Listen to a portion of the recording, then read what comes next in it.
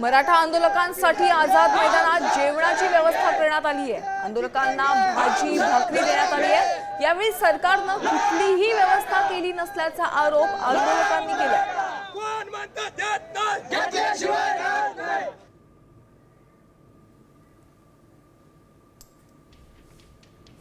आझाद मैदानावर मराठा आंदोलनाचा आजचा दुसरा दिवस आहे आणि दुपारचे 2 वाजलेले आहेत आणि या ठिकाणी मराठा आंदोलकांसाठी जेवणाची व्यवस्था करण्यात आलेली आहे। माझ्यासोबत काही मराठा आंदोलक या ठिकाणी आलेले आहेत।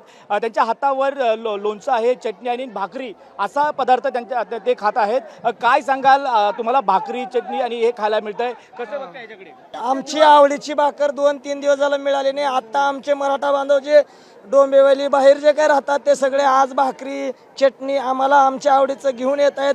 त्यांचं आम्ही या ठिकाणी मराठा समाज त्यांचं पूर्ण मनापासून आभार व्यक्त करतो। सरकारकडून आम्हाला काही मिळालेलं नाही, फक्त आमच्या बांधवाकडून मिळालेलं आहे।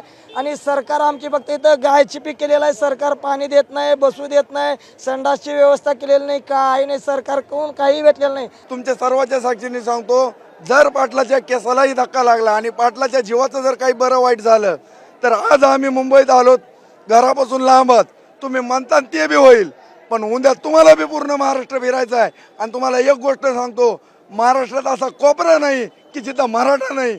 फक्त तुमच्या माध्यमातून परत एकदा सरकारला कळकळीची विनंती, तुम्ही जे आमचा रसद तोडण्याचा पराक्रम चालू केलाय, तो पराक्रम लवकरच थांबवा। व्हिडिओ सुशांत मी मनोज तांबे, साम टीव्ही, मुंबई।